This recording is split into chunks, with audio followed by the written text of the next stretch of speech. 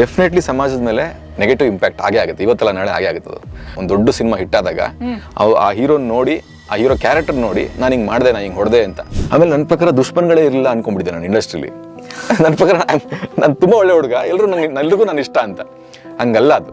ನನಗೆ ಇವತ್ತಿಗೂ ಭಯ ಇದೆ, ಪ್ರೀಮಿಯರ್ ಪದ್ಮಿನಿ, ಆ ಗೀತಾ ಬ್ಯಾಂಗಲ್ ಸ್ಟೋರ್ ಥರದ ಕ್ಯಾರೆಕ್ಟರ್ಗಳನ್ನ ಮಾಡೋಕ್ಕಾಗತ್ತಾ ನನ್ನ ಕೈಲಿ ಮತ್ತೆ ಅಂತ. ಅಷ್ಟು ಇನ್ನಸೆಂಟ್ ಕ್ಯಾರೆಕ್ಟರ್ಗಳು. ಆ ಸ್ಕ್ರೀನ್ ಇನ್ನಸೆನ್ಸ್ ಕಾಣ್ತಿದೆ ಅಂತಲೇ ಹೋಗಿದ್ದಾನೆ ಎಲ್ಲರೂ. ನಿಮ್ಗೆ ಹಂಬಲ್ನೆಸ್ ಜಾಸ್ತಿ ಇದ್ರೆ ಅಂಬ್ಲಿ ಗಂಜಿಗೂ ಕಾಸಿಲ್ದಂಗೆ ಮಾಡ್ಬಿಡ್ತಾರೆ ಬೇಕಾರೆ. ಮಕ್ಕಳಿಗೆ ಒಳ್ಳೆಯವರಾಗಿ ಅಂತ ಹೇಳ್ಕೊಡ್ಬೇಡಿ, ಸರಿಯಾಗಿರಿ ಅಂತ ಹೇಳ್ಕೊಡಿ ಅಂತ. ತುಂಬಾ ನಿಜ ಅದು. ಯಾಕಂದ್ರೆ ಒಳ್ಳೆಯವರಾಗಕ್ಕೆ ಹೋದಾಗ ಎಲ್ಲರೂ ತುಂಬಾ ಈಸಿಯಾಗಿ ಯೂಸ್ ಮಾಡ್ಬಿಡ್ತಾರೆ. ನಗ್ನಗ್ತಾ ಮಾತಾಡೋರು ಎಲ್ರಿಗೂ ಒಳಗಡೆ ಬೇರೆ ಏನೋ ಇರುತ್ತೆ, ಅದು ಆಮೇಲೆ ಗೊತ್ತಾಗುತ್ತೆ ನಿಧಾನಕ್ಕೆ, ಓ ಈ ತರ ಒಂದಿದೆಯಾ ಪ್ರಪಂಚ ಅಂತ. ಇವಾಗ ನಾನು ಮುಂಚೆಷ್ಟು ಆರಾಮಿಲ್ಲ ಮೆಂಟಲಿ, ಬಿಕಾಸ್ ಆಫ್ ನಗ್ನಗ್ತಾ ಮಾತಾಡ್ತಿದ್ದಾರೆ ಅವ್ರು ಒಳ್ಳೆಯವರು, ನನ್ನ ಏಳಿಗೆನ ಅವ್ರು ಭರಿಸ್ತಿದ್ದಾರೆ, ಅಷ್ಟೇ ಸಿಂಪಲ್ ಇತ್ತು. ಈಗ ಹಂಗಿಲ್ಲ ಅಂತ ಗೊತ್ತಾಗೋಯ್ತಲ್ಲ, ಪಲ್ಯೂಟ್ ಆಗೋಯ್ತು ಮೈಂಡ್. ಯೋಚನೆ ಮಾಡ್ತಿದ್ದೀರಾ? ಬೇಗ ಬೇಗ ಬೆಲ್ ಐಕನ್ ಕ್ಲಿಕ್ ಮಾಡಿ. ಟಾಕಿಂಗ್ ಆಫ್ ರಿಲೇಶನ್ಶಿಪ್ಸ್, ಇವತ್ತಿನ ರಿಲೇಶನ್ಶಿಪ್ ಡೈನಮಿಕ್ಸ್ ತುಂಬಾ ಬದಲಾಗೋಗಿದೆ. ಈಗ ನಾನೇನ 30-40 ವರ್ಷದ ಹಿಂದಿನ ಕತೆ ಮಾತಾಡಲ್ಲ, ಈಗ ಒಂದು 15 ವರ್ಷದ ಹಿಂದೆನೆ ನೋಡಿದ್ರೆ ಅವತ್ತಿನ ಡೇಟಿಂಗ್ ಮೆಕ್ಯಾನಿಸಮ್ ಹೇಗಿರ್ತಿತ್ತು ವರ್ಸಸ್ ಇವತ್ತು ತುಂಬಾ ಬದಲಾಗೋಗಿದೆ. ಸುಮ್ನೆ ಒಂದು ರೈಟ್ ಸ್ವೈಪ್ ಲೆಫ್ಟ್ ಸ್ವೈಪ್ ಅಲ್ಲಿ ಜನ ಹೋಗಿ ಮೀಟ್ ಮಾಡ್ತಾರೆ, ಬೈ ಬೈನು ಹೇಳ್ಬಿಡ್ತಾರೆ. ಅಲ್ಲ, ಅದೇ ಮೊಬೈಲ್ ಬಂದಾಗಿಂದ ಸಮಸ್ಯೆ ಆಗಿರೋದು. ಮೊಬೈಲ್ ಬಂತು, ಅದಾದ್ಮೇಲೆ ಇವಾಗ ಎಸ್ಪೆಷಲಿ ಡೇಟಿಂಗ್ ಆಪ್ಸ್ ಬಂದ್ಮೇಲೆ ಏನೇನೋ ಆಗೋಗಿದೆ. ಹೌದಾ, ಈಗೂ ನಡೆಯುತ್ತಾ? ಅಂದ್ರೆ ನನಗೆ ಈ ಎಮೋಷನ್ಸ್ ಕಡಿಮೆ ಆಗಿ ಹೋಗ್ತಿದ್ಯಾ ಅಂತ ಅನಿಸ್ತಿದೆ ಒಂದೊಂದ್ಸತಿ. ಬದುಕಿನಲ್ಲಿ ಮುಂಚೆ ಬದುಕ್ತಿದೆ ಎಮೋಷನ್ಸ್ ಮೇಲೆ. ಸಿನಿಮಾಗಳು ಯಾಕಂಗ್ ಓಡ್ತಿತ್ತು ಅಂತಂದ್ರೆ, ಯಾಕಷ್ಟು ಸಿಂಪಲ್ ಸಿನಿಮಾಗಳನ್ನ ಜನ ನೋಡ್ತಿದ್ರು ಅಂದ್ರೆ ಅಷ್ಟೇ ಸಿಂಪಲ್ ಆಗಿದ್ರು ಜನ. ಇಮೋಷನ್ಸ್ ತುಂಬಾ ಕಾಂಪ್ಲಿಕೇಟೆಡ್ ಆಗೋಗಿದೆ. ಸಿಚುವೇಶನ್ಶಿಪ್ ಅಂತೆಲ್ಲ ಹೊಸ ವರ್ಡ್ ಬಂದಿದೆ. ಅಂಡ್ ಕಾಲೇಜ್ ಅವ್ರ ಪಾಪ ಆಕ್ಚುಲಿ ತುಂಬಾ ಯಂಗ್ ಜನರೇಷನ್ಗೆ ಇದು ಸಮಸ್ಯೆ ಆಗ್ತಾ ಇದೆ. ಬಿಕಾಸ್ ಅವರೇ ಈ ತರ ಹೇಳಿದ್ರಲ್ಲ, ಆ ತರ ವರ್ಡ್ಸ್ ಗಳನ್ನ ಇಟ್ಕೊಂಡು ನಾವು ಹಂಗಿರ್ಬೇಕು, ಅಪ್ಡೇಟ್ ಆಗಿರ್ಬೇಕು ಅಂತ ಮಾಡಕ್ ಹೋಗ್ತಿದ್ದಾರೆ. ಆಕ್ಚುಲಿ ಬೇಸಿಕ್ ಬಂದು ಎಮೋಷನ್ಸೇ, ಕನೆಕ್ಷನ್ನೇ ವರ್ಕ್ ಆಗೋದು ಯಾವತ್ತೂ. ನೀವು ಅಟ್ರಾಕ್ಷನ್ ಅದು ಗೊತ್ತಾಗುತ್ತೆ, ಶುರುಗೆ ಎಲ್ಲವೂ ಚೆನ್ನಾಗಿರುತ್ತೆ, ಕೂತ್ರೆ ನಿಂತ್ರೆ ಮಾತಾಡಿದ್ರೆ ಎಲ್ಲವೂ ಚೆನ್ನಾಗಿರುತ್ತೆ. ಆಮೇಲೆ ಅದೊಂದು ಗಟ್ಟಿತನ ಆಗುತ್ತಲ್ಲ, ಅದಿಲ್ಲ ಇವತ್ತು. ಆ ಗಟ್ಟಿತನಕ್ಕೆ ಯಾರು ಜಾಗನೂ ಕೊಡ್ತಿಲ್ಲ, ಅವಶ್ಯಕತೆನೇ ಇಲ್ಲ ನಮ್ಗೆ ಅಂತ. ಅದಕ್ಕೆ ಊರ್ ತುಂಬಾ ಥೆರಪಿಸ್ಟ್ಗಳು ಉಟ್ಕೊಂಡಿರೋದು. ಕರೆಕ್ಟ್. ಅವ್ರುಗಳೆಲ್ಲ ದುಡ್ಡು ಮಾಡ್ತಿದ್ದಾರೆ ಆಕ್ಚುಲಿ. ಹೌದು, ಅದೆಲ್ಲ ತುಂಬಾ. ಅಂಡ್ ಅಪ್ಪ ಅಮ್ಮನ ಕೈಗೆ ಸಿಗ್ತಿಲ್ಲ ಮಕ್ಕಳು. ಈ ಥೆರಪಿಸ್ಟೇ ಬೇಕಾಗಿರ್ಲಿಲ್ಲ. ಅಪ್ಪ ಅಮ್ಮ ಮನೇಲಿ ಯಾವಾಗ್ಲೂ ಮಕ್ಕಳನ್ನ ಎದೆ ಮೇಲೆ ಹಾಕೊಂಡು ಸಾಕ್ಬೇಕಂತೆ. ಅಂದ್ರೆ ಎಲ್ಲವನ್ನು ಸಣ್ಣ ಪುಟ್ಟದನ್ನು ಕೂಡ ಬದುಕಿನ ಪಾಠಗಳನ್ನ ಹೇಳ್ಕೊಡ್ತಾರೆ. ಅದು ಕಲಿತಾರೋ ಇಲ್ವೋ ಅಟ್ಲೀಸ್ಟ್ ಹೇಳ್ತಿರ್ಬೇಕು ಅವ್ರಿಗೆ. ಇಲ್ಲಿ ಹೇಳಕ್ಕೆ ಟೈಮು ಇಲ್ಲ, ಯಾರು ಸಿಗೋದು ಇಲ್ಲ. ಗೆಟ್ ಟುಗೆದರ್ನ ಬೇರೆ ಬೇರೆ ಫ್ಯಾಮಿಲಿ ಮಾಡ್ತಿದ್ರು ಮುಂಚೆ, ಈಗ ಅವ್ರ ಫ್ಯಾಮಿಲಿ ಅವ್ರು ಮಾಡ್ಬೇಕಾಗಿದೆ. 4 ಜನ ಇದ್ರೆ ಅವರೇ ಮಾಡ್ಬೇಕಾಗಿದೆ ಗೆಟ್ ಟುಗೆದರ್ನ. ಹಂಗಾಗಿದೆ ಪರಿಸ್ಥಿತಿ. ಐ ಡೋಂಟ್ ನೋ ಇದು ಎಲ್ಲೆಲ್ಲಿ ಹೋಗ್ತಿದೆ ಅಂತ ಗೊತ್ತಿಲ್ಲ, ಬಟ್ ಸ್ಟಿಲ್ ಮಕ್ಕಳಿಗೆ ಒಳ್ಳೇದು ಹೇಳ್ಕೊಟ್ರೆ ಎಲ್ಲೋ ಒಂದ್ ಕಡೆ ಹೆಲ್ಪ್ ಆಗುತ್ತೆ.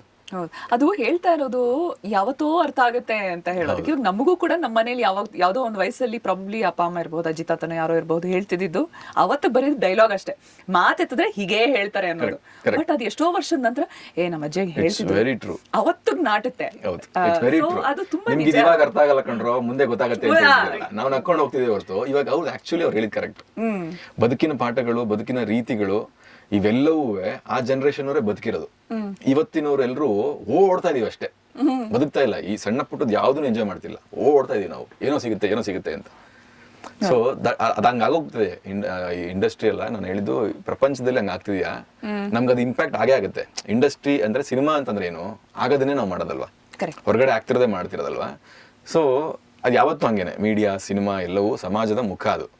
ಸೊ ಈಗ ಪ್ರಪಂಚದಲ್ಲಿ ಹಂಗ ಆಗ್ತಿರೋದಕ್ಕೆ ಆ ತರ ವಿಷಯಗಳನ್ನ ತಗೊಂಡು ಸಿನಿಮಾ ಯಾವಾಗ ಈಗ ಮಾಡ್ತಿದ್ರೆ ಅದು ಜಾಸ್ತಿ ಮುಟ್ಟಕ್ ಶುರು ಆಗಿದೆ. ಈಗ ನಿಮ್ಗೆ ಒಂದು ಕೆಟ್ಟ ಮಾತು ಬಂದ್ರೆ ಥಿಯೇಟರ್ ಅಲ್ಲಿ ವಿಜಲ್ ಹೊಡಿತಿದ್ದಾರೆ, ಜನರ ಮೈಂಡ್ ಸೆಟ್ ಬೇರೆ ಆಗ್ತಿದೆ. ರೀಸೆಂಟ್ಲಿ ಯಾವ್ದೋ ಒಂದು ಹೀಗೆ ಯಾರ ಜೊತೆ ಮಾತಾಡ್ಬೇಕಾದ್ರೆ ನೋಡಿದ್ ನಾನು, ಹೀರೋಗಳಾಗಿ ಸಿನಿಮಾಗಳಲ್ಲಿ ಒಬ್ಬ ಆಂಟಗನಿಸ್ಟ್ ಅಥವಾ ಒಂದು ನೆಗೆಟಿವ್ ಶೇಡ್ ಅಲ್ಲಿ ಅವನು ಕಾಣಿಸ್ಕೊಂಡ್ರೆ ಆ ಹೀರೋಗಿರೋಷ್ಟು ಫ್ಯಾನ್ ಫಾಲೋಯಿಂಗು ವರ್ಸಸ್ ಒಬ್ಬ ಹೀರೋ ಅತೀ ಒಳ್ಳೆಯವನು, ಅದಕ್ಕೆ ಕಡಿಮೆ ಜನ. ಈ ಹೀರೋ ಸ್ಕ್ರೀನ್ ಮೇಲೆ ಸ್ವಲ್ಪ ಕೆಟ್ಟ ಕೆಲಸಗಳು ಮಾಡ್ತಿದ್ರೆ ಜನಕ್ಕೆ ಬಹಳ ಖುಷಿ ನೋಡೋದು. ಆದ್ರೆ ಎಷ್ಟು ಜನ ರಿಲೇಟ್ ಆಗ್ಬಿಟ್ರೆ ಅದಕ್ಕೆ, ಅಷ್ಟು ಕೆಟ್ಟೋರಿದಾರ ಜನರಲ್ಲಿ, ಅಥವಾ ಮನಸ್ಸು ಆ ತರ ಇದು ವಿಕೃತಿ ಇದೆಯಾ, ಏನ್ ಅರ್ಥ ಆಗಲ್ಲ. ಇಲ್ಲ, ಮೇ ಬಿ ಅದು ಅವ್ರು ರಿಯಲ್ ಲೈಫ್ ಅಲ್ಲಿ ಮಾಡಕ್ ಆಗದೆ ಇರೋದನ್ನ ಅವ್ರು ಯಾರೋ ಮಾಡ್ತಿದಾನಲ್ಲ, ಯಾರಿಗೋ ಹೊಡಿಬೇಕಿರುತ್ತೆ, ಅದನ್ನೇ ಮನಸ್ಸಲ್ಲಿ ಇರೋದು. ಆಕ್ಚುಲಿ ಹೀರೋ ಮಾಡ್ತಿದ್ದ ಮುಂಚೆ, ಈಗ ವಿಲನ್ ಕೈಲಿ ಏನ್ ಮಾಡಿಸ್ತಿದಾರೆ ಅಂತಂದ್ರೆ, ನೀವ್ ಇನ್ ಲೈಫ್ ಅಲ್ಲಿ ರಿಯಲ್ ಲೈಫ್ ಅಲ್ಲಿ ಮಾಡಕ್ಕೆ ಆಗಲ್ಲ ಅನ್ನೋದನ್ನ ಮಾಡಿಸ್ತಿದಾರೆ ಅವ್ರ ಹತ್ರ. ಅದು ಮೋಸ್ಟ್ಲಿ ಜಾಸ್ತಿ ಕಿಕ್ ಕೊಡ್ತಿದೆ ಅವ್ರಿಗೆ. ಅವ್ನ್ ಸಿಗರೇಟ್ ಸಿಗೋ ಸ್ಟೈಲು, ಅವ್ನ್ ಕುಡಿಯೋ ಸ್ಟೈಲು, ಅವ್ನ್ ಮಾತಾಡೋ ಸ್ಟೈಲು, ಅದು ಮೋಸ್ಟ್ಲಿ ಈಗ ಮುಂಚೆ ನಾವು ನಮ್ಮ ಬಾಸ್ ಅಣ್ಣವ್ರ ಸಿನಿಮಾಗಳನ್ನ ನೋಡ್ಕೊಂಡು ಬಂದಿರೋದ್ರಿಂದ ಹೀರೋಯಿಸಮ್ ಅಂದ್ರೆ ಏನು, ಒಳ್ಳೆಯವನಾಗಿದ್ದವನು, ತ್ಯಾಗ ಮಾಡೋನು, ಕಷ್ಟ ಅನುಭವಿಸೋನು ಹೀರೋ. ಇದು ನಮ್ಗೆ ಕೂತಿದೆ ನಮ್ಮ ಜನರೇಷನ್ಗೆ. ಅದನ್ನ ಲೈಫಲ್ಲಿ ಅಳವಡಿಸ್ಕೊಳಕ್ ಹೋಗಿ ಸಿಕ್ಕಾಕೋತಾ ಇರ್ತೀವಿ ಎಲ್ಲ ಕಡೆ ನಾವು. ಆ ಒಳ್ಳೆಯವರು ಅನ್ಸ್ಕೊಳಕ್ ಹೋಗಿ ಸಿಕ್ಕಾಕೋತಾ ಇರ್ತೀವಿ.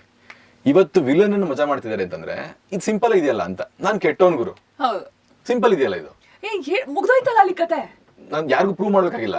ನಾನು ಸಿಗರೇಟ್ ಸೇರ್ತೀನಿ, ನಾನು ಕುಡಿತೀನಿ, ನಾನು ಮಜಾ ಮಾಡ್ತೀನಿ. ಹೆಂಗ್ ಮಾಡ್ದಂಗ್ ಗೊತ್ತಾ, ಏನ್ ಮಜಾ ಮಾಡ್ದಂಗ್ ಗೊತ್ತಾ, ಅವ್ನ್ ಒಳ್ಳೆ ಮ್ಯೂಸಿಕ್ ಹಾಕಿರ್ತಾರೆ ಬ್ಯಾಕ್ ಗ್ರೌಂಡ್ ಅಲ್ಲಿ, ಹಿಂಗೆ ಇರ್ಬೇಕು ಅನ್ನೋದು ತಲೆಗೆ ಇದು ಹೀರೋ ಅಂತ. ಅಂಡ್ ಜನರಲಿ ಫ್ಯಾನ್ಸ್ ರೇಷಿಯೋ ನಾವು ಡಿಸ್ಕಸ್ ಮಾಡ್ತಾ ಇದ್ವಿ ಅವಾಗ. ಅಂದ್ರೆ ತೀರಾ ಗುಡ್ ಬಾಯ್ ಹೀರೋ ಅಂದ್ರೆ ಪಾಪ ಸ್ಕ್ರೀನ್ ಮೇಲೆ ಪಾಪಚಿ ಎಲ್ಲ ಒಳ್ಳೆ ಕೆಲಸ ಮಾಡುವಂತ ಹೀರೋ, ಅವರ ಫ್ಯಾನ್ ಫಾಲೋಯಿಂಗ್ ಗಳು ವರ್ಸಸ್ ಈ ಸ್ಕ್ರೀನ್ ಮೇಲೆ ಈ ರೀತಿಯಾಗಿ ನೆಗೆಟಿವ್ ಶೇಡ್ ಅಲ್ಲಿ ಪ್ರಾಬಬ್ಲಿ ಆಸ್ ಏನೋ ಹೀರೋಗಳ ಬಗ್ಗೆ ಮಾತಾಡ್ತಿರೋದು, ವಿಲನ್ ಅಲ್ಲ. ಅವ್ರ ಮೇಲೆ ಪ್ರೀತಿ ಜಾಸ್ತಿ ಜನಕ್ಕೆ. ಸೊ ಅದು you know to very large extent ಆಶ್ಚರ್ಯ ಆಗುತ್ತೆ. ಆಲ್ಸೋ ಅಂತ ಸಿನಿಮಾಗಳು ಮಜಾ ಕೊಡುತ್ತೆ ಜನಕ್ಕೆ ನೋಡೋದಕ್ಕೆ. ಅದೇ ಸ್ವಲ್ಪ ಇದು ತಪ್ಪು ರಾಂಗ್ ಮೆಸೇಜ್ ತರ ಆಗ್ತಿದೆ ಇದು. ಒಂದೊಂದ್ಸತಿ ಹಂಗ ಅನ್ಸುತ್ತೆ ನನಗೆ. ಆತರ ಸಿನಿಮಾಗಳು ಗೆದ್ದಾಗ, ಆತರ ಕ್ಯಾರೆಕ್ಟರ್ಗಳು ಗೆದ್ದಾಗ ಯಾಕೆ ಒಳ್ಳೆ ಕ್ಯಾರೆಕ್ಟರ್ ಬರೀತಾರೆ? ಇದು ಯಾವ್ದು ದುಡ್ಡು ಕೊಡುತ್ತೆ, ಯಾವ್ದು ಫೇಮಸ್ ಮಾಡುತ್ತೆ, ಅದನ್ನೇ ಬರಿಬೇಕು, ಅದನ್ನೇ ಮಾಡ್ಬೇಕು ಅಂತ ಡಿಸೈಡ್ ಆಗ್ತಾ ಇರ್ತಾರೆ. ಅದು ಡೆಫಿನೆಟ್ಲಿ ಸಮಾಜದ ಮೇಲೆ ನೆಗೆಟಿವ್ ಇಂಪ್ಯಾಕ್ಟ್ ಆಗೇ ಆಗುತ್ತೆ. ಇವತ್ತೆಲ್ಲ ನಾಳೆ ಆಗೇ ಆಗುತ್ತೆ. ನಾನು ಅದನ್ನ ನೋಡಿ ಇದನ್ನ ಮಾಡಿದೆ ಅಂತ ಯಾರೋ ಮೊನ್ನೆ ಪೇಪರ್ ಹಾಕಿದ್ರು. ಒಂದ್ ದೊಡ್ಡ ಸಿನಿಮಾ ಹಿಟ್ ಆದಾಗ ಆ ಹೀರೋ ನೋಡಿ, ಆ ಹೀರೋ ಕ್ಯಾರೆಕ್ಟರ್ ನೋಡಿ ನಾನು ಹಿಂಗ್ ಮಾಡ್ದೆ, ನಾ ಹಿಂಗ್ ಹೊಡೆದೆ ಅಂತ ಪೇಪರ್ ಮೈತದು. ಅದ್ ನೋಡಿ ಹಿಂಗ್ ಪಾಪ ಅವ್ರಿಗೆ ಗೊತ್ತಿರಲ್ಲ, ಮಾಡೋರ್ಗೆ ಒಂದ್ ಮಜಾ ಕೊಡಕ್ಕೆ ಒಂದ್ ಸಿನಿಮಾ ಮಾಡಕ್ ಮಾಡಿರ್ತಾರೆ ಅಷ್ಟೇ. ಅದನ್ನ ನೋಡಿ ಅದನ್ನ ಕಲ್ತ್ಕೊಂತ ಯಾರು ಹೇಳ್ತಾರೆ? ಬಟ್ ಕಲ್ತ್ಕೊಳ್ಳದೆ ಅದನ್ನ ಫಸ್ಟ್ ಮನುಷ್ಯ. ತಮಾಷೆ ನೋಡಿ, ಭೀಮಾ ಸಿನಿಮಾದಲ್ಲಿ ಏನೋ ಒಂದು ಮೆಸೇಜ್ ಕೊಡಕ್ಕಂತ ಏನೋ ಮಾಡಿರೋದು. ಬಟ್ ಆಕ್ಚುಲಿ ಪೊಲೀಸ್ ಸ್ಟೇಷನ್ ಇಂದ ಚರಣ್ ರಾಜ್ ಅವ್ರ ಜೊತೆ ಮಾತಾಡ್ಬೇಕಾದ್ರು ಹೇಳ್ತಿದ್ರು, ಹಾಡು ಕಾನ್ರೆ ಹಾಡು ಹೇಳ್ಕೊಂಡು ಹೊಡಿತಾ ಇದಾರೆ ಜನ, ಏನ್ ಸಾಂಗ್ ಮಾಡಿದ್ರ ಸರ್ ನೀವು ಅಂತ. ಅಂದ್ರೆ ಇಮ್ಯಾಜಿನ್ ಎಲ್ಲಿಗೆ ತಗೋತಾರೆ. ಅದೇ ನನಗೆ ಅದೇ ಯಾವಾಗ್ಲೂ ಅಷ್ಟೇ ಸಿನಿಮಾಗಳು ತುಂಬಾ ದೊಡ್ಡ ಇಂಪ್ಯಾಕ್ಟ್ ಮಾಡ್ತವೆ. ಅಣ್ಣವ್ರ ಸಿನಿಮಾಗಳು ಅಷ್ಟು ಇಂಪ್ಯಾಕ್ಟ್ ಮಾಡಿ ಜನ ಎಲ್ಲ ಸಿಟಿ ಬಿಟ್ಟು ಊರ್ಗೋಗಿ ಕೃಷಿ ಮಾಡಿದ್ರಂತೆ ಬಂಗಾರದ ಮನುಷ್ಯ. ನೋಡಿದಾಗ ಎಷ್ಟು ದೊಡ್ಡ ವಿಷಯ ಇದು ಅಂತಂದ್ರೆ, ಒಂದ್ ಸಿನಿಮಾ ಅದನ್ನ ಮಾಡುತ್ತೆ ಅಂತಂದಾಗ ನಾವು ಜವಾಬ್ದಾರಿಯುತ ಇದ್ರಲ್ಲಿ ಮೀಡಿಯಾದಲ್ಲಿ ಇದೀವಿ ನಾವು ಆಕ್ಚುಲಿ ಒಂದು ಇಂಡಸ್ಟ್ರಿಲಿ. ಬಟ್ ಇದೆಲ್ಲ ಮಾತಾಡಕ್ ಚೆನ್ನಾಗಿದೆ. ಒಂದು ದುಡ್ಡು ಕಾಸು ಬಿಸ್ನೆಸ್ ಅಂತ ಬಂದಾಗ you have to use your mind, brains. ಅಲ್ಲ ಹಾರ್ಟ್ ವರ್ಕ್ ಆಗಲ್ಲ. ಸೊ ಇದ್ರ ಮಧ್ಯೆ ಸಿಕ್ಕಾಕೊಂಡಿರ್ತೀವಿ ಎಲ್ಲರೂ. ಅದ್ರ ಮಧ್ಯೆನೆ ಏನಾದ್ರು ಹುಡುಕಿ ಒಂದ್ ಒಳ್ಳೇದು ಹೇಳ್ಬೇಕು ಅಲ್ಲಿ. ಈಗ ಭೀಮಾದಲ್ಲಿ ನೀವು ಹೇಳ್ದಂಗೆ ಅವ್ರು ಅದನ್ನ ಏನೇನೇ ಮಾಡಿರ್ಬೋದು, ಅಲ್ಲಿ ಏನೇ ಮಜಾ ಕೊಟ್ಟಿರ್ಬೋದು. ವಿಷಯ ತುಂಬಾ ಚೆನ್ನಾಗಿದೆ, ಒಳ್ಳೆ ವಿಷಯ ಅದು. ಬಟ್ ಅದನ್ನ ಬಿಡ್ತಾರೆ. ಅದನ್ನೇನು ಈಗ ಜನ ನಾಳೆಯಿಂದ ಡ್ರಗ್ಸ್ ಮುಟ್ಟಲ್ಲ ಅಂತಿಲ್ಲ, ಅದು ಇದ್ದೇ ಇರುತ್ತೆ, ಪ್ರಪಂಚದಲ್ಲಿ ಇದ್ದೇ ಇರುತ್ತೆ ಅದು. ಆ ಸಿನಿಮಾ ಮೂಮೆಂಟ್ಗೆ ಮಜಾ ಕೊಡುತ್ತೆ ಅಷ್ಟೇ. ಹಂಗಾಗ್ಬಾರ್ದು ಆಕ್ಚುಲಿ. ಆ ಮೆಸೇಜ್ ನ ಕ್ಯಾರಿ ಮಾಡುವಂತ ಮನಸ್ಥಿತಿಗಳು ಬೇಕು. ಅದು ಇವತ್ತಿನ ಜನರೇಷನ್ಗೆ ಮನೆಯಲ್ಲೋ ಸ್ಕೂಲಲ್ಲೋ ಕಾಲೇಜಲ್ಲೋ ಅದೇ ಹೇಳ್ಕೊಡ್ಬೇಕು. ಜೊತೆಗೆ ಒಳಗಡೆಯಿಂದ ಬರೋ ತರ ಮಾಡ್ಬೇಕು ಅದನ್ನ. ಅದು ಇವೆಲ್ಲವೂ ಮಾತಾಡಕ್ ಈಸಿ ಅನ್ಸುತ್ತೆ, ಬಟ್ ಕಷ್ಟದ ಕೆಲಸ. ಐ ಡೋಂಟ್ ನೋ ಹೆಂಗ್ ಇದನ್ನ ಜನರೇಷನ್ ಟು ಜನರೇಷನ್ ಹೆಂಗ್ ಪಾಸ್ ಮಾಡ್ಬೇಕು. ಅಂದ್ರೆ ಫ್ರಮ್ ಒನ್ ಜನರೇಷನ್ ಟು ಇನ್ನೊಂದು ಜನರೇಷನ್ ಆ ಒಂದು ಎವಲ್ಯೂಷನ್ ಇದೆಯಲ್ಲ, ಸಡನ್ಲಿ ಜಾಸ್ತಿ ಆಗೋಗಿದೆ, ಡ್ರಾಸ್ಟಿಕ್ ಆಗಿ. ಅದೇ ಮೊಬೈಲ್ ಸಿಕ್ದಾಗಿಂದ ಏನಾಗಿದೆ, ಎಲ್ಲವೂ ಸಿಕ್ತಿದೆ ಅದ್ರೊಳಗಡೆ. ಅಂದ್ರೆ ನೀವು ಇಲ್ಲಿ ನಾವು ನೋಡದೇ ಇರೋದು ಬೇರೆ ದೇಶದ್ದು ಇನ್ನೊಂದು ಮತ್ತೊಂದು ಎಲ್ಲವೂ ಸಿಕ್ಬಿಡ್ತಾ ಇರೋದ್ರಿಂದ ನಾವ್ ಯಾಕೆ ಹಿಂಗಿಲ್ಲ? ಅಂಡ್ ಇರೋದು ಒಂದು ಲೈಫ್ ನಮ್ಗುನು, ನಾವ್ಯಾಕೆ ಮಜಾ ಮಾಡ್ತಿಲ್ಲ, ನಾವ್ಯಾಕೆ ಖುಷಿಯಾಗಿಲ್ಲ? ಈ ತಲೆನೋವೆಲ್ಲ ಏನಕ್ಕೆ? ಮನೆ ಮಠ ಅಪ್ಪ ಅಮ್ಮ ಏನಕ್ಕೆ ಇವೆಲ್ಲ? ನಾವ್ ಆರಾಮಾಗಿರ್ಬೋದು. ಆ ಮನಸ್ಥಿತಿಗಳು ಬರ್ತಿರೋದೇ ಈ ಮೊಬೈಲ್ ಇಂದ ನನ್ನ ಪ್ರಕಾರ. ಇಲ್ಲಾಂದ್ರೆ ಗೊತ್ತಿರ್ತಿರಲ್ಲ ಮುಂಜೆ ಜನಕ್ಕೆ. ಇವಾಗ ಗೊತ್ತಾಗ್ತದೆ ಎಲ್ಲವೂ. ನಾವೆಲ್ಲ ಸೈಬರ್ ಸೆಂಟರ್ ಹೋಗ್ತಾ ಇದ್ವಿ, ಗೂಗಲ್ ಮಾಡಿ ಚೆಕ್ ಮಾಡಕ್ಕೆ, ಏನೋ ಒಂದು ಬರೀ ಗೇಮ್ ಆಡಕ್ಕೆ ಹೋಗ್ತಾ ಇದ್ವಿ. ಇವತ್ತು ಎಲ್ಲರೂ ಮೊಬೈಲ್ ಅಲ್ಲ, ಎಲ್ಲರೂ ಲೈಫಲ್ಲಿ ಗೇಮ್ ಆಡಕ್ ಶುರು ಮಾಡ್ಬಿಟ್ಟಿದ್ದಾರೆ. ಇನ್ನೊಬ್ರು ಲೈಫ್ ಮಜಾ ಮಾಡಕ್ ಶುರು ಮಾಡ್ಬಿಟ್ಟಿದ್ದಾರೆ ಎಲ್ಲರೂ. ಅಂದ್ರೆ ಈಗ ತೊಂದರೆ ಕೊಟ್ರೆ ಮಜಾ ಕೊಡ್ತಿದೆ ಅವ್ರಿಗೆ. ಸಾಫ್ಟ್ ಆಗಿದೀವಿ, ಸೈಲೆಂಟ್ ಆಗಿದೀವಿ, ವರ್ಕ್ ಆಗ್ತಿಲ್ಲ. ಆ ಇನ್ನೊಬ್ರಿಗೆ ಏನೋ ತೊಂದರೆ ಕೊಟ್ಟು ಅವ್ರು ಅನುಭವಿಸಿದ್ರೆ ಮಜಾ ತಗೋತಿದ್ದಾರೆ. ಮೋಸ್ಟ್ಲಿ ಇದೆಲ್ಲವೂ ಈ ಡ್ರಗ್ ಅಡಿಕ್ಷನ್ ತರ ಇದು ಮೋಸ್ಟ್ಲಿ. ಅಂದ್ರೆ ಎಲ್ಲರೂ ಹಂಗಿದ್ದಾರೆ ಅಂತಲ್ಲ, ಒಳ್ಳೆಯವರು ಇದ್ದಾರೆ. ಅದಕ್ಕೆ ಇವತ್ತು ರ್ಯಾಂಕ್ ಸ್ಟೂಡೆಂಟ್ಸ್ ಇದ್ದಾರೆ, ಇವತ್ತು ಕೆಲಸ ಮಾಡೋರು ಇದ್ದಾರೆ. ಬಟ್ ಈ ಪೋರ್ಷನ್ ಜಾಸ್ತಿ ಆಗ್ತಿದೆ. ಅದರಲ್ಲಿ ನಮ್ಮ ಸಿನಿಮಾ ಜಾಸ್ತಿ ಆಗೋದ್ರಲ್ಲಿ, ಆ ಪೋರ್ಷನ್ ಜಾಸ್ತಿ ಆಗೋದ್ರಲ್ಲಿ ನಮ್ಮ ಸಿನಿಮಾ ಎಷ್ಟು ಇಂಪ್ಯಾಕ್ಟ್ ಮಾಡುತ್ತೆ ಅದ್ರ ಬಗ್ಗೆ ಭಯ ಇದೆ ನನಗೆ ಇವತ್ತು. ಹೌದು, ಅವಾಗ ನಮ್ಮ ನರ್ವಸ್ ಸಿಸ್ಟಮ್ ನೆಲ್ಲ ಕಾಮ್ ಡೌನ್ ಮಾಡಕ್ ಇಂಥ ಸಿನಿಮಾಗಳು ಬರ್ಬೇಕು. ಖುಷಿಯಾಗಿ ನೋಡ್ತಾರೆ. ಆಮೇಲೆ ಫ್ಯಾಮಿಲಿ ಹೌದು, ಸ್ವಲ್ಪ ಹೊತ್ತಾರು ಇರಿ ಅಟ್ಲೀಸ್ಟ್, ನಾಳೆ ಬೆಳಗ್ಗೆ ಅದೇ ಕೆಲಸ. ಆಮೇಲೆ ಅದಕ್ಕಿಂತ ಹೆಚ್ಚಾಗಿ ಫ್ಯಾಮಿಲಿ ಇಮೋಷನ್ಸ್ ಅಂತ ಏನಿದೆಯೋ, ಲವ್, ದಿ ರಿಯಲ್ ಲವ್, ಅಂದ್ರೆ how far you will go ಅಂತಾರಲ್ಲ ಆ ತರ. ಈ ಹುಡುಗ, ನನ್ನ ಕ್ಯಾರೆಕ್ಟರ್ ಅಭಿ ಅಂತ, ಆ ಹುಡುಗ ಎಷ್ಟು ದೂರ ಹೋಗ್ತಾನೆ, ಏನಕ್ಕೆ ಸಹಿಸ್ಕೊತಾನೆ, ಏನಕ್ಕೆ ಅಷ್ಟು ಅಗ್ರೆಸಿವ್ ಇದ್ದವನು, ಈ ತರದ್ದೆಲ್ಲ ಇದೆಯಲ್ಲ, ಇದು ಎಲ್ಲ ಅಗ್ರೆಷನ್ ಎಲ್ಲರಲ್ಲೂ ಇರುತ್ತೆ. ಅದನ್ನ ಅವ್ರು ಹೆಂಗ್ ಟರ್ನ್ ಮಾಡ್ಕೋತಾರೆ, ಆ ಅಗ್ರೆಷನ್ ಎಲ್ಲಿಗೆ ಹಾಕ್ತಾರೆ ಎನರ್ಜಿನ. ಸೊ ಅದನ್ನೆಲ್ಲ ಹೇಳಿದೀವಿ ಆಕ್ಚುಲಿ ಈ ಸಿನಿಮಾದಲ್ಲಿ. ಅಂಡ್ ಆ ಕಾಮ್ನೆಸ್ ಅದೆಲ್ಲ ಏನಿದೆ, ಜೊತೆಗೆ ಫ್ಯಾಮಿಲಿ ಎಮೋಷನ್ ಆಮೇಲೆ ಫ್ಯಾಮಿಲಿ ಕನೆಕ್ಷನ್ಸ್ನ ಹೆಂಗ್ ಉಳಿಸ್ಕೋಬೇಕು ಅದನ್ನು ಇಟ್ಕೊಂಡಿದ್ವಿ. ಬಟ್ ಇಲ್ಲೆಲ್ಲೂ ಪ್ರೀಚಿ ಇಲ್ಲ. ಬಿಕಾಸ್ ಅಪ್ಪ ಅಮ್ಮ ಎಲ್ಲ ಇದ್ರು ಕೂಡ ಎಣಿಸ್ಕೊಂಡ್ರೆ ಅವ್ರದ್ದು ಒಂದು 10-12 ಸೀನ್ ಅಷ್ಟೇ ಇರೋದು. ಮಿಕ್ಕಿದ್ದೆಲ್ಲ ಈ ಹುಡುಗ ಆ ಹುಡುಗಂದೆ ಸೀನ್ಗಳು. Okay okay. ಸೊ ಅದನ್ನ ಕಡಿಮೆ ಹೇಳ್ಬೇಕಿತ್ತು, ವಿಷಯ ಪ್ರೀಚಿ ಆಗ್ಬಾರ್ದಾಗಿತ್ತು, ಸಿಚುಯೇಷನ್ ಅಲ್ಲಿ ತೋರಿಸ್ಬೇಕಿತ್ತು ಅವ್ರಿಗೆ. ತೋರಿಸಿದ್ವಿ. ಅದ್ರ ಇವತ್ತಿನ ವಯಸ್ಸಿನ ಹುಡುಗರು ಯಾಕೆ ಜಗಳ ಮಾಡ್ಕೊಂಡ್ಬಿಡ್ತಾರೆ, ಯಾಕೆ ಬೇಕು ಅನ್ಸುತ್ತೆ ಮತ್ತೆ ಅನ್ನಿಸ್ಬೇಕು ಅಂತ. ಒಳ್ಳೇದಿದ್ರೆ ಉಳಿಸ್ಕೊಳ್ಳಿ ಅಂತ. That's the message actually. ಒಳ್ಳೇದು ಅಂತ ಸಿಕ್ಕಿದಾಗ ಉಳಿಸ್ಕೊಳ್ಳಿ, ಬಿಡೋದು ಈಸಿ, ಬಿಟ್ಬಿಡೋದು ಈಸಿ, ಉಳಿಸ್ಕೊಳ್ಳಿ. ಸ್ವಲ್ಪ ಕಷ್ಟ ಆಗ್ಬೋದು, ಅದಕ್ಕೋಸ್ಕರ ಫೈಟ್ ಮಾಡಿ, ಉಳಿಸ್ಕೊಳ್ಳಿ, ಅದು ನಿಮ್ ಲೈಫ್ ಲಾಂಗ್ ಇರುತ್ತೆ ಅಂತ. ನಿಜ, ಅದು ತುಂಬಾ ನಿಜ. ಆ ರೀತಿ ನೋಡಿದ್ರೆ ಇವಾಗ ವಿತ್ ಟೈಮ್ ನಿಮ್ಮ ಯುನೋ ಸಿನಿಮಾ ಇಂಡಸ್ಟ್ರಿನಲ್ಲಿ ನಿಮ್ಮ ಜರ್ನಿ ಶುರುವಾಗಿ ಸುಮಾರು ವರ್ಷಗಳಾಗೋಯ್ತು. ಎಷ್ಟು ವರ್ಷ ಆಯ್ತು? 12 years ಆಯ್ತು. ಸೊ ಈ 12 years ಅಲ್ಲಿ ಶುರು ಮಾಡಿದ್ದಕ್ಕೆ ಅಲ್ಲಿ ಅದಕ್ಕೆ ಹಿಂದ್ ಮುಂಚೆ small screen 3 years small screen. So ಎಲ್ಲ ಸೇರಿ ಒಂದು 15 ವರ್ಷ. 15 ವರ್ಷದ ಹಿಂದೆ ಶುರು ಮಾಡದಾಗಿದ್ದಂತ ಒಂದು ಇನ್ನಸೆನ್ಸ್ ಇದೆಯಲ್ಲ. ಹೌದು. ಇವಾಗ ಹುಡುಗರು ಸಿಗ್ತಿಲ್ಲ. ಈಗ ಮೇಡಮ್ ಅದೇ ಹೇಳ್ಕೊತಿರ್ತೀನಿ, ನಾನು ಹುಡ್ಕೋತಾ ಇರ್ತೀನಿ. ಎಲ್ಲಿ ಹೋದ ಹುಡುಗ, ಊರಿಂದ ಬಂದವನು, ಯಾವ ತರ ಇದ್ದ? ಅವ್ರ ಪ್ರಕಾರ ಎಲ್ಲರೂ ಒಳ್ಳೆಯವರು, ಯಾರು ಚೆನ್ನಾಗಿ ಮಾತಾಡ್ತಾರೆ ಎಲ್ಲರೂ ಒಳ್ಳೆಯವರು, ಅಷ್ಟೇ ಮುಗಿದ್ ಸಿಂಪಲ್ ಇದ್ದ ಅವನು. ಇವಾಗ ಹಂಗಿಲ್ಲ. ಇವಾಗ ಅದನ್ನ ಇನ್ನೊಂದ್ಸಲಿ ಆಮೇಲೆ ಅವ್ರು ಹೋದ್ಮೇಲೆ ಮಾತಾಡ್ಸ್ಬಿಟ್ಟು ಹೋದ್ಮೇಲೆ ಇನ್ನೊಂದ್ಸಲಿ ಯೋಚನೆ ಮಾಡೋ, ಇವ್ನು ನನ್ನ ಬಗ್ಗೆ ಏನ್ ಅನ್ಕೊಂಡ, ಇವನು ಏನಕ್ಕೆ ಹಿಂಗ್ ಮಾತಾಡ್ದ, ನೆಕ್ಸ್ಟ್ ಇವ್ನು ಏನ್ ಪ್ಲಾನ್ ಮಾಡ್ತಿದ್ದಾನೆ. ಆಮೇಲೆ ನನ್ನ ಪ್ರಕಾರ ದುಷ್ಮನ್ಗಳೇ ಇರಲಿಲ್ಲ ಅನ್ಕೊಂಡ್ಬಿಟ್ಟಿದ್ದೆ ನಾನು ಇಂಡಸ್ಟ್ರಿಲಿ. ನನ್ನ ಪ್ರಕಾರ ನಾನು ತುಂಬಾ ಒಳ್ಳೆ ಹುಡುಗ, ಎಲ್ರಿಗೂ ನಾನು ಇಷ್ಟ ಅಂತ. ಹಂಗಲ್ಲ ಅದು. ಅಲ್ಲಿ ನಗ್ನಗ್ತಾ ಮಾತಾಡೋರು ಎಲ್ರಿಗೂ ಒಳಗಡೆ ಬೇರೆ ಏನೋ ಇರುತ್ತೆ. ಅದಾದ್ಮೇಲೆ ಗೊತ್ತಾಗುತ್ತೆ ನಿಧಾನಕ್ಕೆ, ಓ ಈ ತರ ಒಂದಿದ್ಯಾ ಪ್ರಪಂಚ ಅಂತ. ಇವಾಗ ನಾನು ಮುಂಚೆಷ್ಟು ಆರಾಮಿಲ್ಲ ಮೆಂಟಲಿ, ಬಿಕಾಸ್ ಆಫ್ ಯಾಕೆ ಆರಾಮಿದ್ದೆ ಗೊತ್ತಾ, ನನ್ನ ಪ್ರಕಾರ ಎಲ್ಲ ಒಳ್ಳೆಯವರು, ಅಷ್ಟೇ ಮುಗಿದೈತು. ನಗ್ನಗ್ತಾ ಮಾತಾಡ್ತಿದಾರೆ, ಅವ್ರು ಒಳ್ಳೆಯವರು. ನನ್ನ ಏಳಿಗೆನ ಅವ್ರು ಬಯಸ್ತಿದ್ದಾರೆ, ಅಷ್ಟೇ ಸಿಂಪಲ್ ಇತ್ತು. ಈಗ ಹಂಗಿಲ್ಲ ಅಂತ ಗೊತ್ತಾಗೋಯ್ತಲ್ಲ, ಪಲ್ಯೂಟ್ ಆಗೋಯ್ತು ಮೈಂಡ್. ಓವರ್ ಥಿಂಕಿಂಗ್ ಅದಾಗೆ ಆಗುತ್ತೆ. ಬಟ್ ಈಗ ಅದನ್ನು ಮೀರಿ ಕೆಲಸ ಅಂತೂ ಮಾಡ್ಲೇಬೇಕು. ನನ್ಗೆ ಇವತ್ತಿಗೂ ಭಯ ಇದೆ, ಪ್ರೀಮಿಯರ್ ಪದ್ಮಿನಿ, ಆ ಗೀತಾ ಬ್ಯಾಂಗಲ್ ಸ್ಟೋರ್ ತರದ ಕ್ಯಾರೆಕ್ಟರ್ಗಳನ್ನ ಮಾಡಕ್ಕಾಗತ್ತ ನನ್ನ ಕೈಲಿ ಮತ್ತೆ ಅಂತ. ಅಷ್ಟು ಇನ್ನಸೆಂಟ್ ಕ್ಯಾರೆಕ್ಟರ್ಗಳು. ಆ ಸ್ಕ್ರೀನ್ ಮೇಲೆ ಇನ್ನಸೆನ್ಸ್ ಕಾಣ್ತಿದೆ ಅಂತಾನೆ ಹೊಗಳಿದ್ದಾನೆ ಎಲ್ಲರೂ. ಅಷ್ಟು ಒಳ್ಳೆ ಆಕ್ಟರ್ ಅಂತ ಯಾಕೆ ಅನ್ಕೋತೀವಿ ಅಂತಂದ್ರೆ ರಿಯಲ್ ಅನ್ಸಿರುತ್ತೆ. ಅದಕ್ಕೆ ಒಂದು ಆನೆಸ್ಟ್ ಅಟೆಂಪ್ಟ್ ಇರುತ್ತೆ ಗೊತ್ತಾ, ಏನು ಜಾಸ್ತಿ ತೂಕ ಮಾಡಿರಲ್ಲ. ಇದ್ರಲ್ಲಿ ಏನೋ ಒಂದ್ ಸಿಗುತ್ತೆ, ಇದಕ್ಕೊಂದ್ ವಿಸಿಲ್ ಏನೋ ಥಾಟ್ ಪ್ರಾಸೆಸ್. ನಾನ್ ಆಗ್ಬೇಕದು. ನಮ್ ಬಾಸ್ ಅವರೆಲ್ಲ ಅದೇ ಕೆಲಸ ಮಾಡಿರೋದು. ಅಷ್ಟು ವರ್ಷಗಳ ಕಾಲ ಅಷ್ಟು ಸಿನಿಮಾ ಮಾಡಿದ್ರು, ಅವ್ರ ಇನ್ನಸೆನ್ಸ್ ಕಳ್ಕೊಳ್ಳಿಲ್ಲ ಅವರು. ಪುಣ್ಯಾತ್ಮ. ಭಕ್ತ ಪ್ರಹ್ಲಾದನು ಅವರೇ, ಭಕ್ತ ಕುಮಾರನು ಅವರೇ, ಹಿರಣ್ಯಕಶ್ಯಪನು ಅದೇ. ಭಕ್ತ ಪ್ರಹ್ಲಾದಲ್ಲಿ ಅದೇ ಹಿಂಗ್ ನಿಂತ್ಕೊಳ್ತಾರೆ, ಭಕ್ತ ಕುಮಾರದಲ್ಲಿ ಹಿಂಗ್ ನಿಂತ್ಕೊಳಕ್ಕೂ ಬರುತ್ತೆ ಅವ್ರಿಗೆ. ಅಂಡ್ ಎರಡೂ ಕನ್ವಿನ್ಸಿಂಗ್.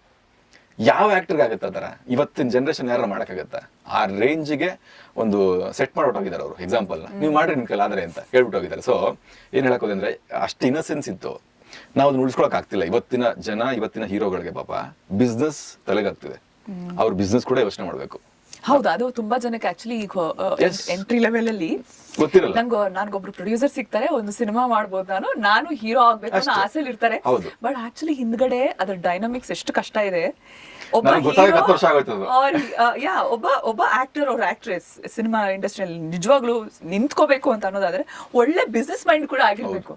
ಅವ್ರು ಮಾತ್ರ ಗೆಲ್ಲಕ್ಕಾಗೋದು. ಅಂದ್ರೆ ಮಾರ್ಕೆಟ್ ಅವ್ರಿಗೆ ಗೊತ್ತಾಗಕ್ಕಾಗೋದು. ನಮ್ಮ ಮೊನ್ನೆ ಎಲ್ಲೋ ಒಂದ್ ಕಡೆ ಲೈನ್ ಬರೀತಿದೆ, ಅಂದ್ರೆ ನಾನು ಬರೆಯಕ್ಕೆ ಶುರು ಮಾಡಿದ್ರಿ ಇತ್ತೀಚೆಗೆ, ಏನೋ ನೆಕ್ಸ್ಟ್ ಸ್ಕ್ರಿಪ್ಟ್ ಎಲ್ಲ ಮಾಡೋಣ ಅಂತ. ಅಂದ್ರೆ you should know your worth and you should know your worth and control your emotions ಅಂತ. ಮೇನ್ ಥಿಂಗ್ ಅದು. ನಮ್ಮ ಯೋಗ್ಯತೆ ನಮಗೆ ಗೊತ್ತಿರ್ಬೇಕು. ಆಕ್ಚುಲಿ ನಾವ್ ಅನ್ಕೊಂಡ್ವಿ, ಹಂಗ್ ಗೊತ್ತಾದ್ರೆ ದುರಾಂಕಾರ ಬಂದ್ಬಿಡುತ್ತೆ. ನಾವೆಲ್ಲ ಏನು, ನಾವೆಲ್ಲ ಮಾಮೂಲಿ ಅನ್ಕೊಂಡೇ ಇಷ್ಟು ವರ್ಷ ಮುಂದೆ ಬಂದಿದ್ದು. ಇವಾಗ ಗೊತ್ತಾಗ್ತಿದೆ, ಹಂಗಿದ್ರೆ ನಿಮ್ಗೆ ಅಲ್ಲೇ ಇಟ್ಬಿಡ್ತಾರೆ. ನಿಮ್ಗೆ ಹಂಬಲ್ನೆಸ್ ಜಾಸ್ತಿ ಇದ್ರೆ ಅಂಬ್ಲಿ ಗಂಜಿಗೂ ಕಾಸಿಲ್ದಂಗೆ ಮಾಡ್ಬಿಡ್ತಾರೆ ಬೇಕಾರೆ. ಅದಕ್ಕೆ ಯು ಹ್ಯಾವ್ ಟು, ಅಂದ್ರೆ ರೆಬಲ್ ಆಗಿರ್ಲೇಬೇಕು ಒಳಗಡೆಯಿಂದ. ಈ ಮೊನ್ನೆ ಯಾರಿಗೂ ಹೇಳ್ತಿದ್ದೆ, ಮಕ್ಕಳಿಗೆ ಒಳ್ಳೆಯವರಾಗಿ ಅಂತ ಹೇಳ್ಕೊಡ್ಬೇಡಿ, ಸರಿಯಾಗಿರಿ ಅಂತ ಹೇಳ್ಕೊಡಿ ಅಂತ. ತುಂಬಾ ನಿಜ ಅದು. ಯಾಕಂದ್ರೆ ಒಳ್ಳೆಯವರಾಗಕ್ಕೆ ಹೋದಾಗ ಎಲ್ಲರೂ ತುಂಬಾ ಈಸಿಯಾಗಿ ಯೂಸ್ ಮಾಡ್ಬಿಡ್ತಾರೆ. ನಿಮ್ಗೆ ಗೊತ್ತೇ ಆಗಿರಲ್ಲ, ವರ್ಷಗಳು ಹೊಟ್ಟೋಗಿರ್ತವೆ. ನಾವ್ ಎಲ್ಲಿದ್ವಿ, ಏನೋ ಮಾಡಿದ್ವಲ್ಲ, ಯಾರಿಗೋ ಕೆಲಸ ಮಾಡ್ತಿರ್ತೀವಿ ನಾವು. ನಮ್ಗೆ ಅಂದ್ರೆ ಬೆಳೀತಾ ನಮ್ಗೆಲ್ಲ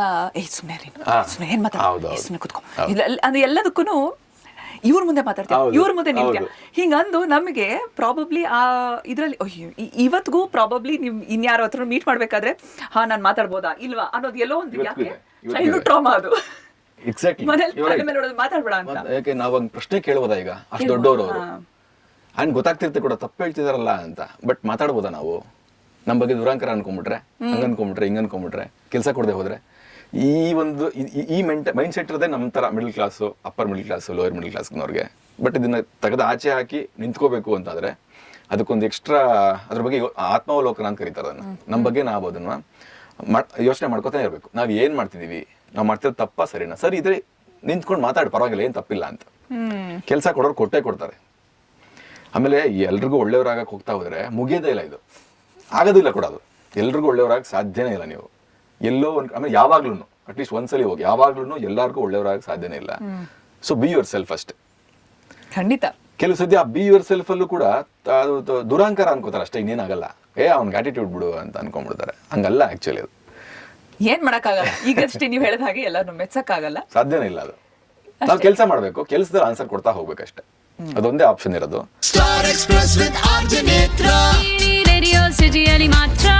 ಟಾಕಿಂಗ್ ಆಫ್ ರಿಲೇಶನ್ಶಿಪ್ಸ್, ಇವತ್ತಿನ ರಿಲೇಶನ್ಶಿಪ್ ಡೈನಮಿಕ್ಸ್ ತುಂಬಾ ಬದಲಾಗೋಗಿದೆ. ಇಂತಹ ಹೆಚ್ಚಿನ ಕಾಂಟೆಂಟ್ಗಳಿಗೆ ಸಬ್ಸ್ಕ್ರೈಬ್ ಆಗಿ radio city Kannada YouTube channel. ಏನ್ ಯೋಚನೆ ಮಾಡ್ತಿದ್ದೀರಾ? ಬೇಗ ಬೇಗ ಬೆಲ್ ಐಕನ್ ಕ್ಲಿಕ್ ಮಾಡಿ.